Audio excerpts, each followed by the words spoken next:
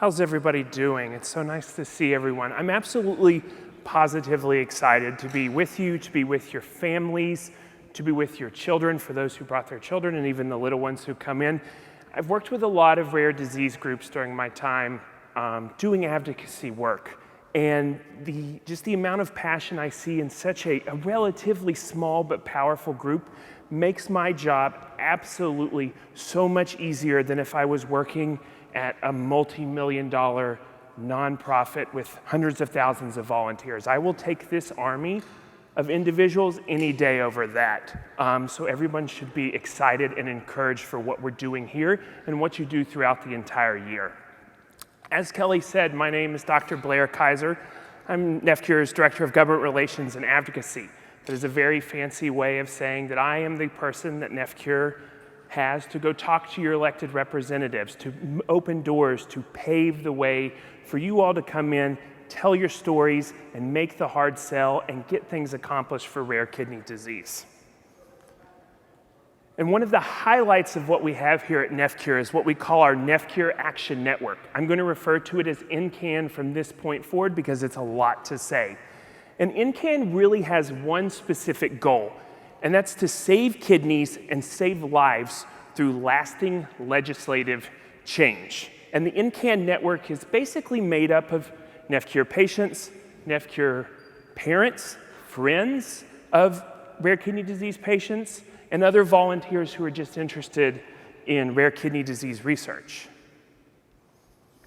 So what I have here is I have a wonderful QR code. If you are not a member of NCAN, the NephCure Advocacy Network, I would invite you to take a picture of that, sign up for it.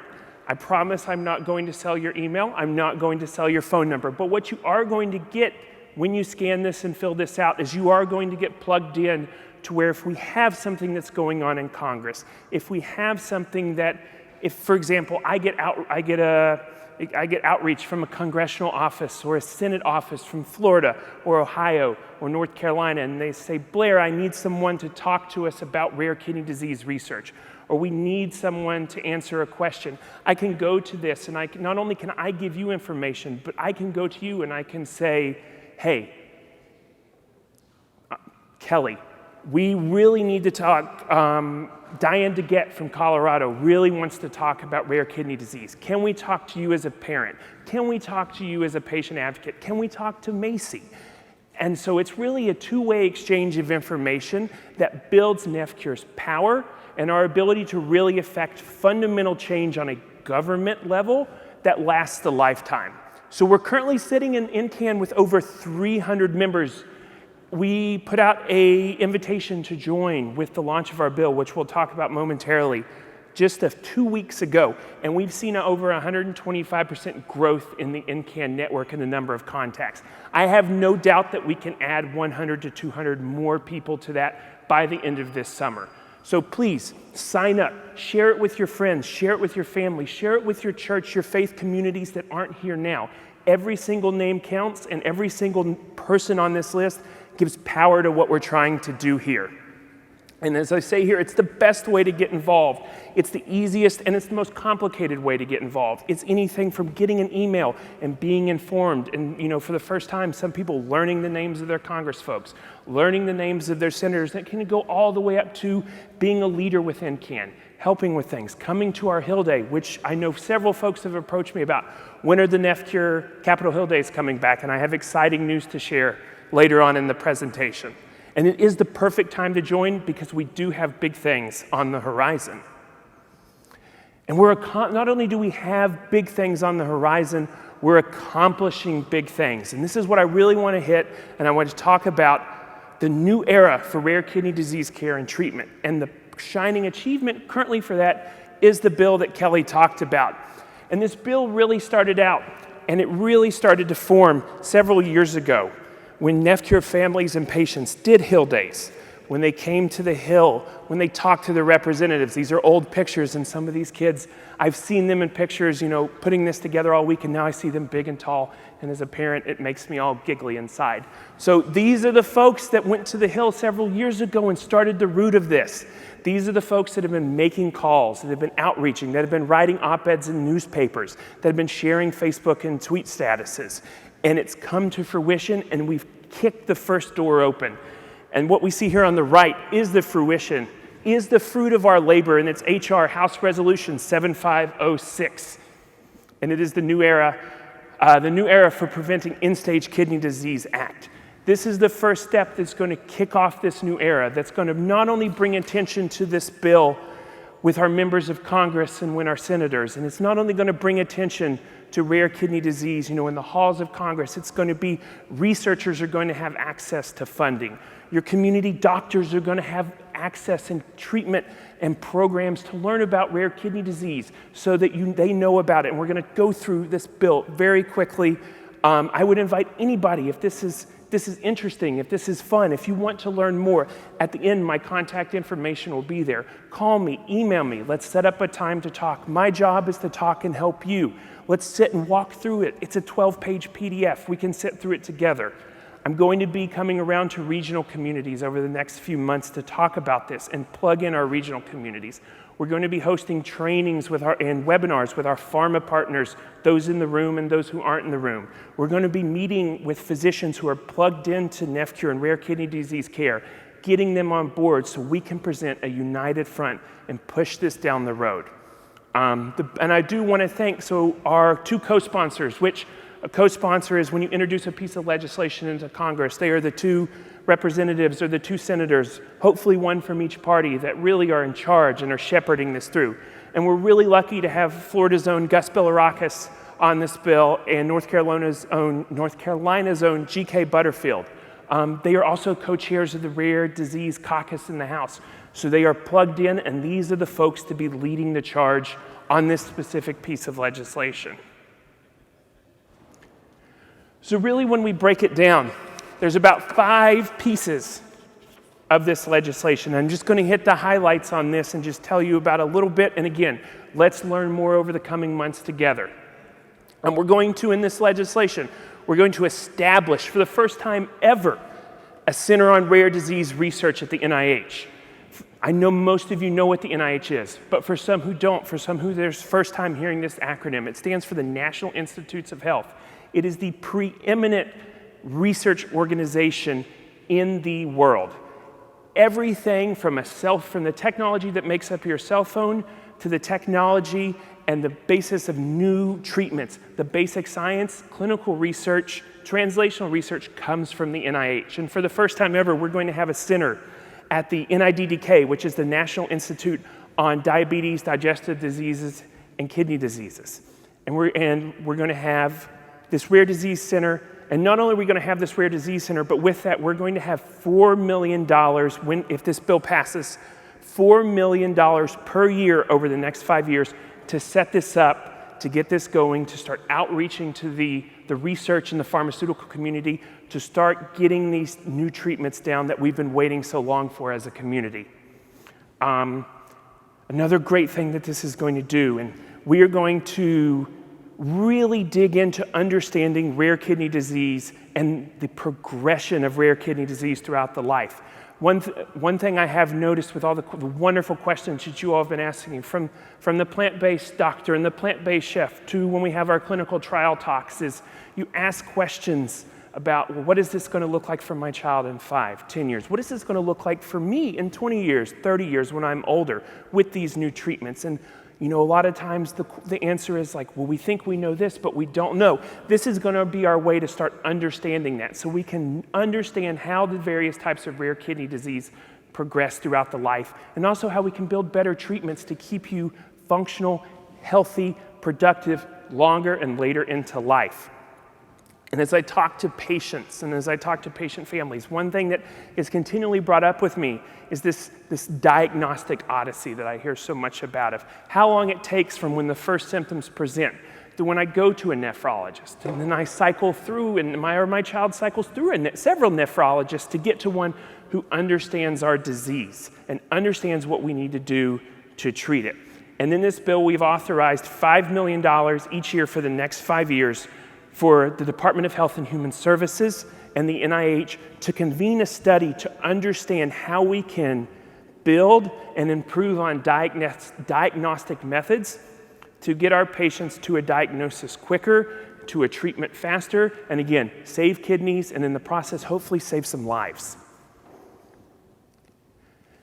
NephCure, and I've been so impressed, and it's embodied in this bill, and it's also embodied in NephCure's philosophy and several hires we've made over the past months.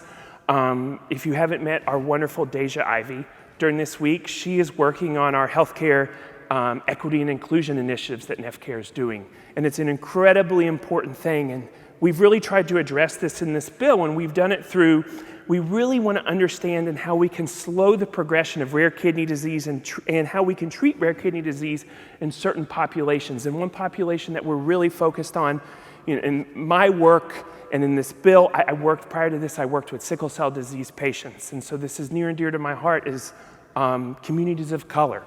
And how, we have African Americans represent approximately 12% of the US population, but they're north of 25% of our dialysis patients.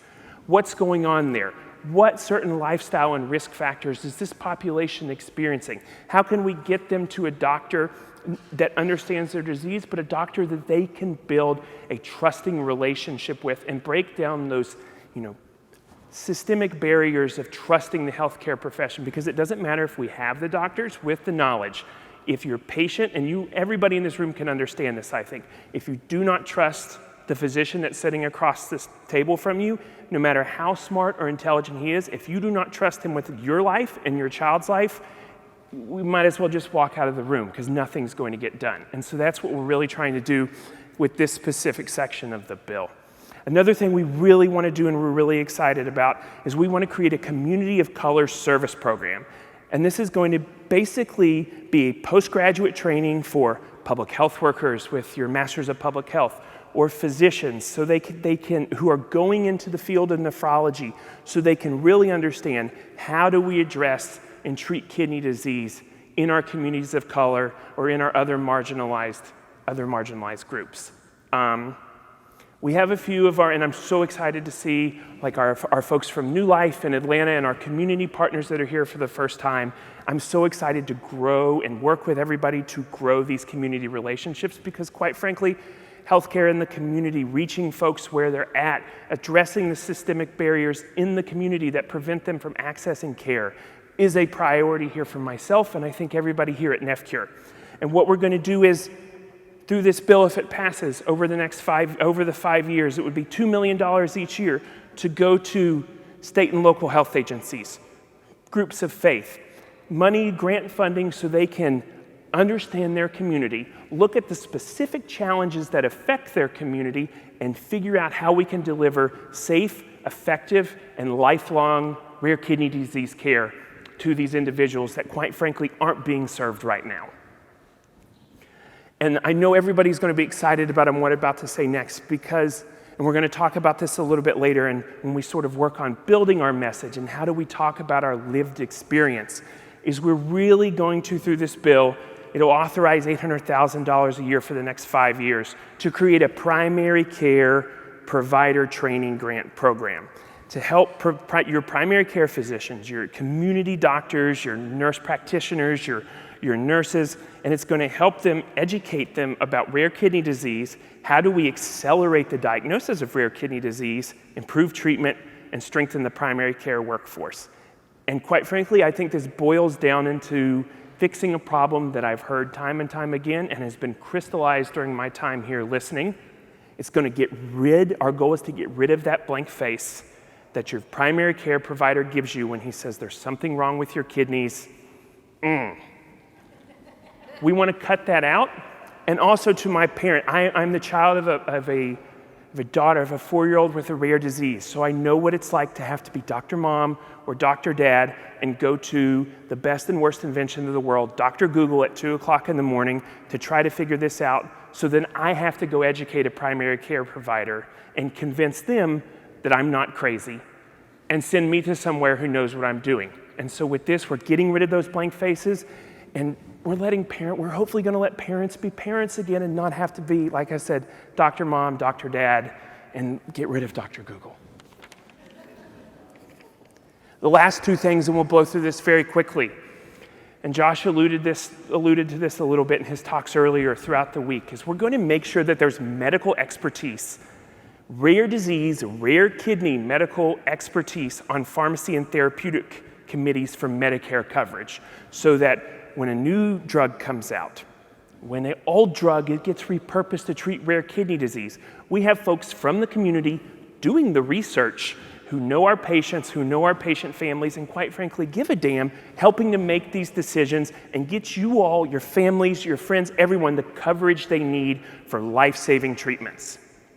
And the last thing we're going to do, and this is quite exciting, it's super wonky, which is why I love it, but if this bill passes, CMS, the Center for Medicaid and Medicare and Medicaid Services, the Department of Health and Human Services, the National Institutes of Health are going to sit down in a room and they're going to figure out a way of how we can improve and change care models for rare kidney disease care to reduce the necessity for dialysis and also create, which I've heard several people talk about, an integrative care team where you sit down in a room, you have your dietitian, you have your primary care provider, you have your neurologist, your nephrologist, every specialty under the book that you will need to see. They're talking to each other and they're building a comprehensive continual care plan. There's a lot of great, and I get so chills talking about this because there's so much packed into this. It's the lived experience, it's the lived needs, it's the lived wants of our community made manifest. And we have it at the doorstep, and it's time to act. So what's next for it? I'm going to take everybody back for about 5 seconds to 9th grade civics. We're all going to sigh and vomit, and we're going to move on. So we are right here. They told me I had a laser, and I do. We are right here at that orange arrow. We have just been introduced into the House, and we have been referred to our House committees. Those House committees, for those keeping track at home, yes. For those keeping track at home in the House, the 2 committees of jurisdiction that will be overseeing our bill and shepherding it through the process will be House Ways and Means. They're the folks who figure out how high your taxes are going to be or how low your taxes are going to be. And on top of that, it's been referred to the House Committee on Energy and Commerce, which is a very nebulous and catch-all term for science, medicine, healthcare, travel. Anything that doesn't fit somewhere else fits under this committee. Myself, Kelly, Kristen, the NephCure staff, some of our patients, our outside lobbyists and advisors. We're already working on these people. We're already talking to these people. We're laying the groundwork for you all to come in, make the sell, and get the win. And we're also working on, for those who remember your Schoolhouse Rock, it has to be introduced in the Senate too. I'm hoping within the next 2 to 3 weeks, everybody will receive an email from me, which will announce our introduction in the Senate, which will announce who our co-sponsors are. I think I know their names, but I can't tell them, because I don't want to ruin it. But when everybody know, we'll be excited and we'll dance up and down. And as we go through this year, I'm very confident that at least some of what's in this bill can be introduced into law, hopefully within the next 1 to 2 years. Not everything is a dream and we should strive for that, but in my time in government relations, and I worked on the Hill and I worked off the Hill, and I've done a little bit of everything involved with this process, a little win, any tiny win, even if it's just a line of text in an appropriations funding bill at the end of the year, any win is a big win. We went back, so going back just to show you how big of a deal, how small a win is. House Resolution 7506, that's the number assigned to our bill. What that indicates is that our bill in this Congress, and every Congress goes for 2 years, and we're coming up at the end of this Congress. So over the last 18 months, 7,506 bills have been introduced in Congress. That's a lot. And so if we can get just a little bit, that's more than 95 to 98% of what others are going to get out of their bills. Most bills die at the end of the Congress and have to get reintroduced because everybody wants to win big. Everybody in this room knows what it's like to take wins one step at a time and every day be better than the last. And we're going to take that wonderful approach that you all live your lives with your kids, with your communities, and we're going to do that within government relations, and we're going to get small wins. And those small wins are going to make a big difference for a community that has been neglected for so long. So we're done with high school now. So, exciting part, how we can move forward, how you can help me. I want to help you build and foster a relationship with your congressional offices. And this is no shame. Raise your hand if you do not know Raise your hand if you know who your senator is. That's the easy one. There's 2 for every state, doesn't matter where you live. Great. How many of you know who your House of Representatives official is? You have one of them. It's district-based. It changes every 10 years. Awesome. What I would challenge you to do is tonight, now, we all have phones. No phones will be confiscated for texting in class. I want you to Google, you can go to like Google, find my congressman, put your address and zip code in, learn their names because we are going to bug the crap out of them over the next 6 months. You'll know their names, and by the end of it, they will know every damn one of yours. Participate in Rare Kidney Disease Week 2022. We're going to talk about in just a moment. Quite excited for that. Stakeholder engagement. NephCure, our team here, Kelly, Kristen, Josh, Leva, everybody on the team has done this amazing job that you don't see every day of building connections with pharma companies, some who are represented here, building with community organizations, building with or connecting with other kidney or larger kidney organizations and figuring out how we can build synergy to work together. And we would just ask, you know, if you do work with, I know some of you do work with larger kidney organizations and you volunteer with them. Talk to them, talk to your connections there. Send me a freaking email. Let's talk, let's build synergy, let's work together. You know, I don't care, and I want this to be the mantra of government relations here at NephCure. I don't care who gets the credit as long as we get the job done. So if somebody wants to take credit for it, anybody in the room somewhere out there, I don't care. I have a toddler. Like, I'm wrong on everything. So, you know, who cares who gets the credit? Let's just get the win. Grassroots. You know, we had that QR code to sign up. If you're not technologically sound, please text 52886 and text New Era, 2 words, to 52886. That'll automatically sign you up and send you to the link to join NCAN. Send letters to your congressional offices and encourage others to do so.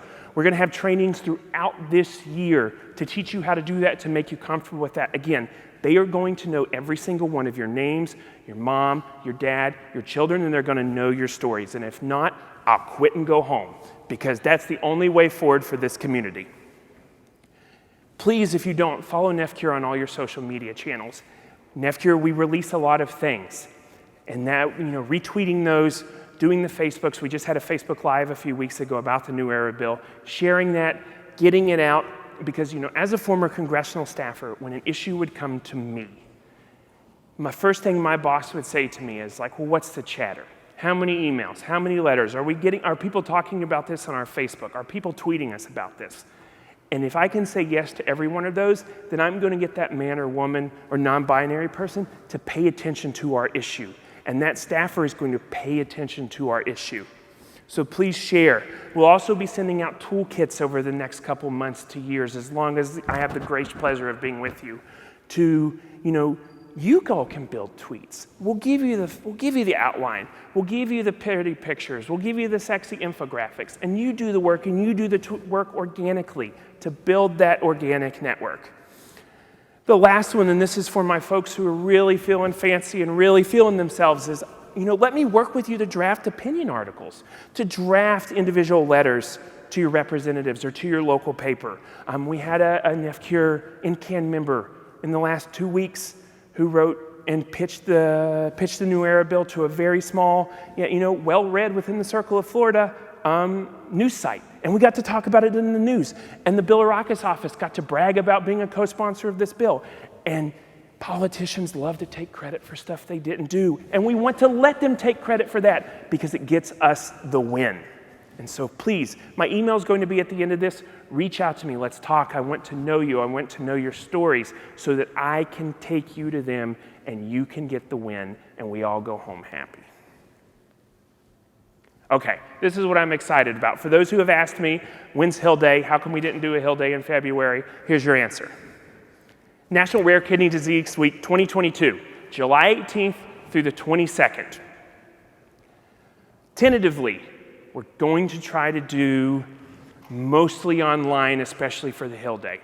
If you are interested in coming to DC and letting me take you around the Hill, my contact information will be at the end. This QR code registers you just to get on the email list so I can gauge interest. If you are interested in coming, please email me, call me, text me, bug me when we're done here. we will try to find a way to make that happen. We have wonderful ideas for this going on. This is going to be our sort of NephCure branded event, to where we bring in not only the folks in this room and the NephCure members, but other smaller rare kidney disease organizations who have been forgotten too. And we're going to build them a network, and we're going to build them a coalition, and we're going to build them an entire week dedicated to us. We're not sharing February with Rare Disease Month in general anymore. We're not going to share March and try to squeak rare kidney diseases into the larger kidney month. July 18th through the 22nd is going to be our week, and we're going to try to make that a yearly thing. And the better our first kick out the gate is this July, it's going to make it even better and sexier for next year and going forward. So what we've got is we're going to have our Rare Kidneys on the Hill. It's going to be our Hill Day. The night before that, we're going to have a training where we can talk through all your wants, needs, worries, and desires to try to make this, the most effective and fun Hill Day. I'll tell you this, I have a PhD in molecular hematology. I was a bench scientist for a couple years. I ran clinical trials. The reason I am standing here on the stage getting so excited about this is because I did a Hill Day, and I said, damn, I need to change paths. I need to change careers. Hill Days for adults and Hill Days for youth are transformative experiences, and I want everybody to be able to enjoy them and be empowered and have community outside of just our one time a year here or with our regional communities. And we're going to have trainings. We're really excited for we're going to have a congressional briefing where we talk to members of Congress and their staffs, where we get to brag about our bill, we get to brag about what we're doing in the community, and we get to have physicians, providers, patient families up there, and we're going to talk to them, and they're going to listen about what we need, where this community's been, where we're at, and hopefully where we're going to go. We're going to have advocacy awards. I want to have a youth advocacy training. We have so many exciting kids upstairs who want to be involved, who live this life, or their siblings live this life every day. And those are powerful, powerful stories, especially when I can bring some kids in to talk about their desires, their wants, their needs, and their struggles. And we're working on getting a congressional resolution, which is basically where the House and the Senate say, America, July 18th through the 22nd this year and every year forward is Rare Kidney Disease Week. And so sign up. We'll go back to the QR code for a few seconds. The link, if you don't want to use your camera, is tinyurl.com/RKDW, Rare Kidney Disease Week 2022. Sign up for that. It puts you on the list. You'll get more information in the coming weeks. Grab me by my dress on the way out of here and tell me how you want to be involved. Okay, so transitioning.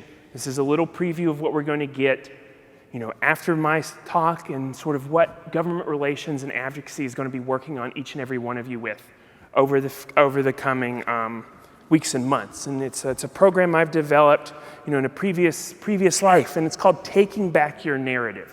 It's a guide to effectively communicating your lived experience. And they say, Blair, what is taking back your narrative? And I have to, as a rare disease patient, to me, taking back my narrative is when I'm talking to someone who has the ability to make a difference, be it a physician, be it a elected representative, be it my daughter's daycare teacher. When I am in a position to communicate my and my daughter's lived experience with her Dandy Walker syndrome. And for me, taking back that narrative is at the end, they know my story, they know Cora's story, they know what they need to do, and no longer does the conversation end with a sad face and sympathy or empathy or, well, gosh, I wish, that's really sad. I wish we could do something, Blair. Well, no, it's over because I've told you what you need to do, and I'm going to hound your butt until you do it. And that's what this community is going to do.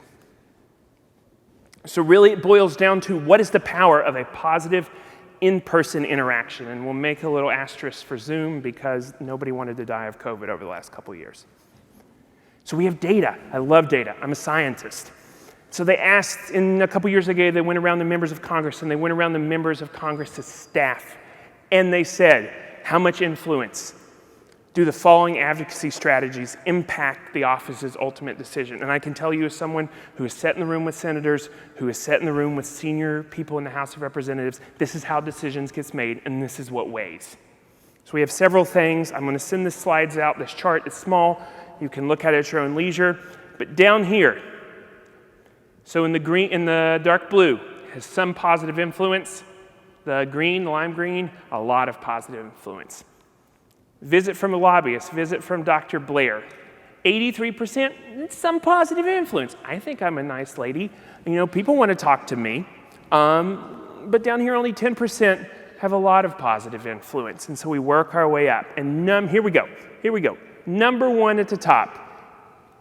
94% some positive, 56% a lot of positive, and I can tell you it's probably a whole hell of a lot bigger than that now, is in-person visits. Is you, your husband, your wife, your partner, your grandma, your child, your daughter, your friends, sitting down in front of a staff member of that representative, sitting down in front of the representative or senator themselves and saying, hey, this is us, this is our story. The story's told effectively because Dr. Blair has trained everybody in the room. And they look at you and they go, how can I help? And that's how decisions get made. But when we talk about how we take back our narrative, I run into several opportunities. I don't want to say problems because there's no problems. Most people haven't been trained to talk about this. Your rare disease is a point of shame sometimes, or it's something that's sad, or it's something that you don't want to think about. It consumes every other aspect of your life or your child's life. Why would I want it to consume another free time? And so a lot of people haven't really thought about it in a positive manner of how we can take back control of that narrative. I'm going to get a drink of water here while we look at this. And so I use opportunities because it's opportunities and ideas we can do to fix those opportunities for improvement. A lot of people at the bottom of that list, or the bottom of the tree, they're hesitant to share their story and lived experience. I grew up on a farm in eastern Kentucky, and I can tell you that my parents used to tell me, and I'm sure a lot of you have heard this too, no one wants to hear your sad story. No one wants to hear your problems, blah, blah, blah. Well, guess what? You have been given the most powerful tool. You don't know it because it feels crappy most times because no one likes being sick. As again, I don't like seeing my daughter Cora sick or struggle. Or it was a perfect example today. When she for the first time, she's almost 4 years old, and she brushed her teeth for the first time today by herself. Big wins, but nobody wants to share that stuff. Nobody wants to live that pain over again. But that pain, that struggle, your fight, the things that we've built and bonded community with here at NephCure, and pig jigs and all that, it's built on that. So let's take it, and we're going to use that story, and it's going to be the most powerful tool in your box to change opinions, to change lives, save kidneys, save lives. And we're going to teach you how to do that a little bit today and throughout, as long as I have the pleasure and the blessing of knowing each and every one of you. Okay, so some folks they're comfortable sharing their story, but they're not comfortable asking. I can tell your story.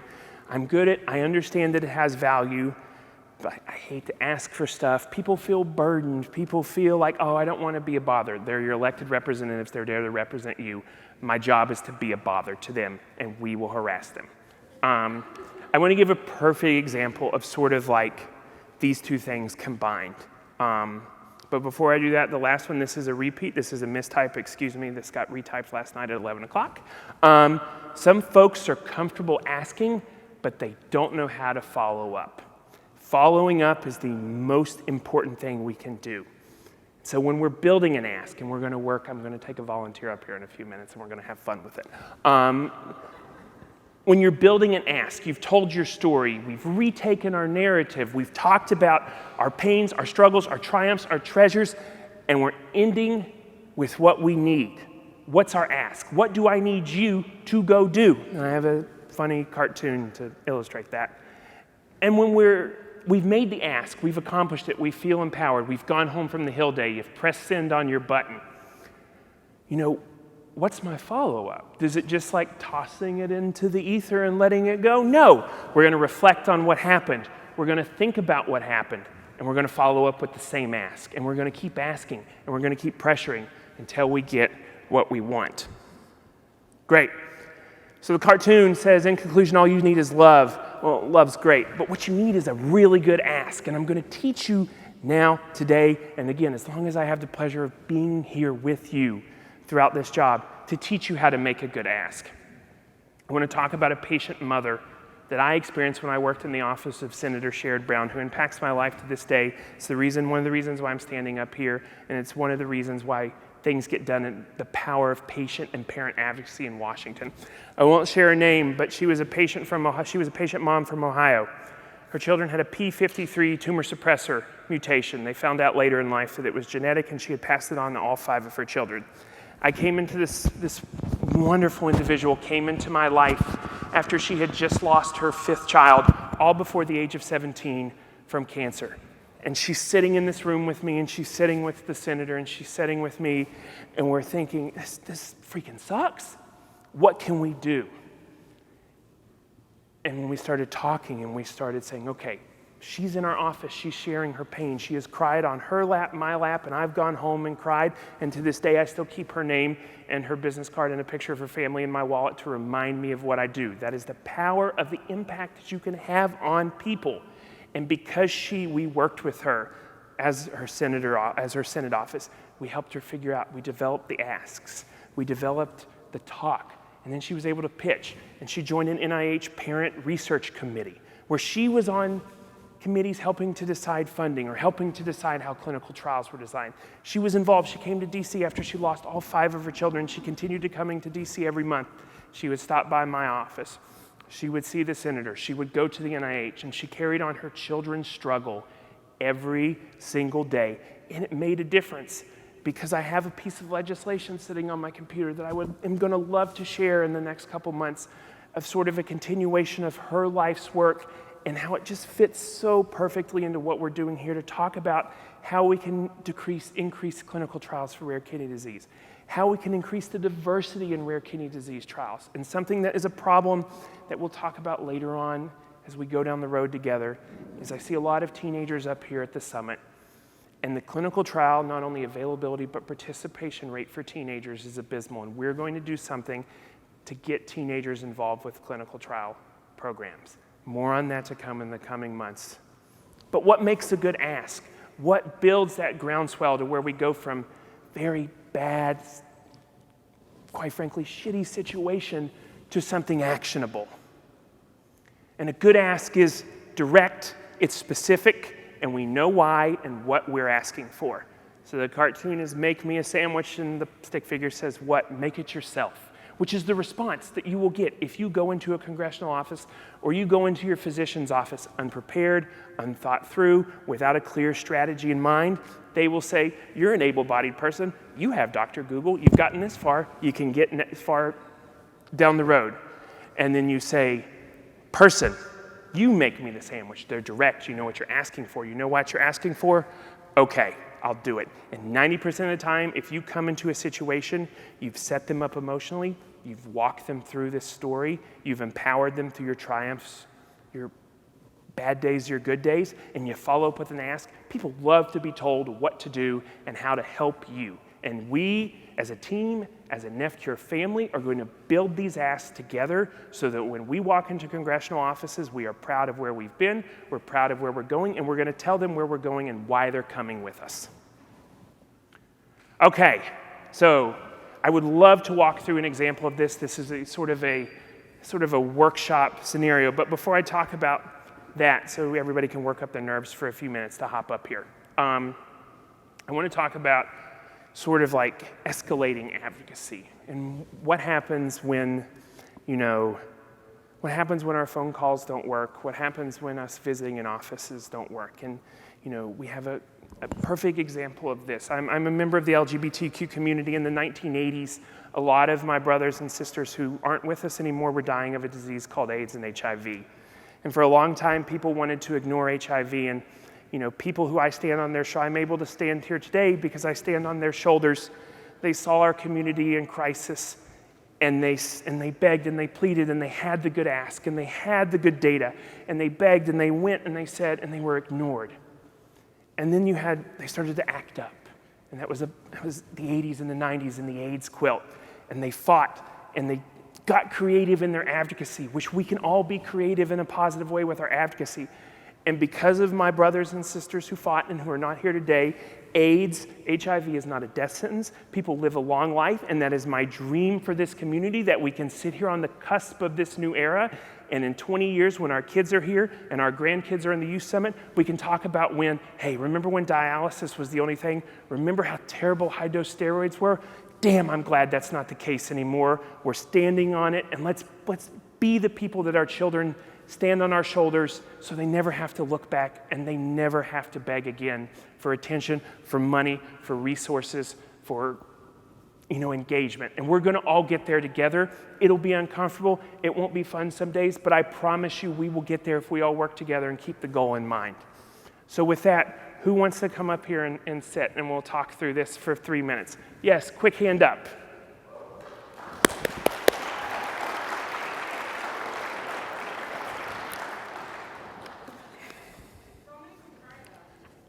I have no guarantees of that. That's on you. Do I have a microphone up here? Okay, we'll just do it this way. We'll sit close together. Okay. I'm vaccinated, you're vaccinated. Hey, I'm Christina. Hi, Christina, I'm Blair. Nice to meet you. Nice to meet you. Christina, are you, I see here, volunteer and patient parent? Correct. Brooke's the little baby that's been joining the summit unofficially, but she's swimming, so. So, Brooke, can you tell me a little bit about... I'm Christina, but yeah. Oh, sorry. Brooke's Christina, can you tell me a little bit about what's happened and why you're here? So, Brooke, she's 6, diagnosed at 3. We're still considered minimal change. We had a year struggle with her, couldn't get into remission.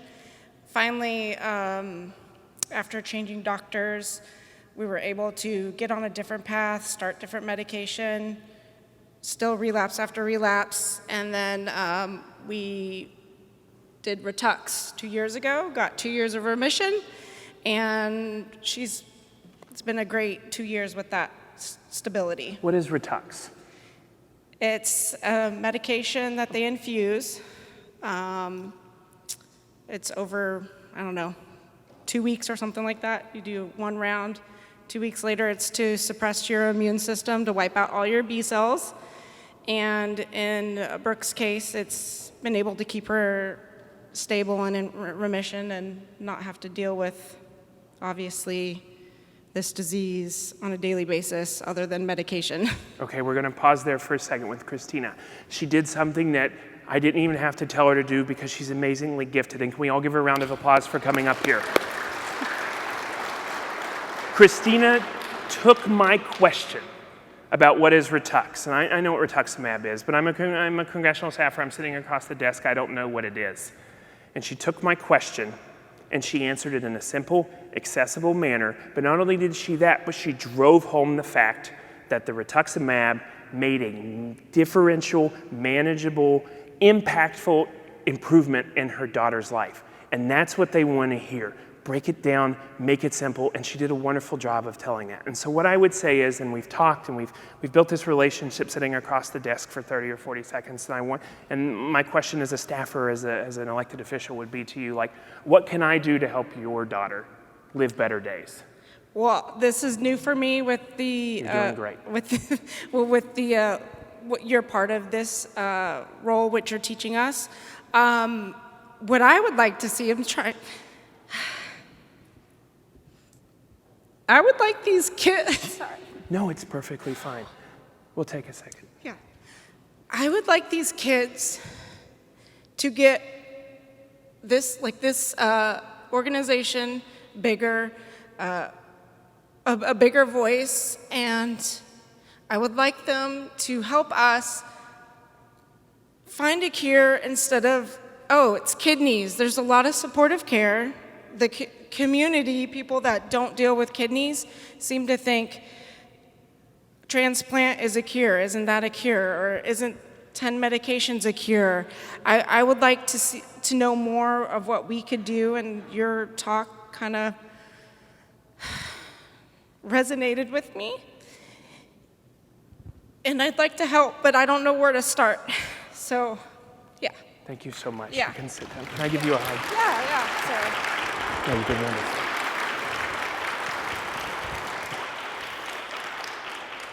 And we're wrapping up, and I'll just say that's where it starts. A story that is told so powerfully and so effectively by a parent, and with just a little bit of passion, and with a training, and with teaching, and with working together and living as a community and sharing our stories and practicing sharing our stories. You take that from a powerful experience to not only a powerful experience, but a transformative experience for that elected official, and that's how we get this bill passed. That's how we make a better life, and that's how we put our children on our shoulders, and we make this not a death sentence or a life of burden anymore. This is my contact information. I love you all so deeply. I want to be involved in your lives. I want to be involved with your children's lives. This is my name. This is my email. This is my cell phone number. I live in Maryland. If you're ever in Maryland, hit me up. If you're coming into Maryland by yourself for a vacation, for a trip, and you want to go talk to your congressperson about something involving your child or your patient journey, let me know. We'll go together. It's super easy to do, and I love harassing people for a good cause. Sign up for Rare Kidney Disease Week. Thank you so much. Please harass me throughout the rest of the day. If you see me, ask me questions, emails. I love you all so much. Thank you for your time.